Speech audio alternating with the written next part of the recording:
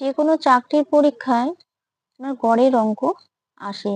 এখানে আছে কত 10 থেকে 20 মধ্যে গড়ে অঙ্ক আমরা আজকে করব। এখানে আছে কত 10 এর প্রথম 18টি গুণিকের গড় কত হবে? তাহলে আমরা এখানে কি করব? এখানে আছে 10, এখানে যদি আপনার 7 বা 8 বা যে কোনো সংখ্যা থাকে তাহলে আমরা কি করব? এই 10টাকে আমরা এখানে নিয়ে নেব। এখানে কত আছে 18, আমরা 1 বেশি নেব 18, তো এখানে আমরা 19 নিয়ে নেব।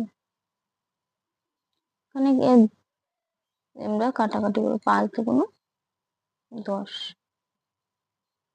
এই দুটো গুণ করে কত হচ্ছে আমাদের 95।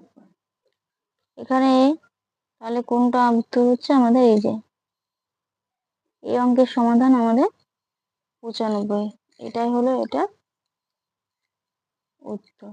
আশা করি আপনাদের বুঝতে অসুবিধা হয়নি। তো এটা অবশ্যই কমেন্টে জানাবেন, লাইক ও শেয়ার করে রাখবেন।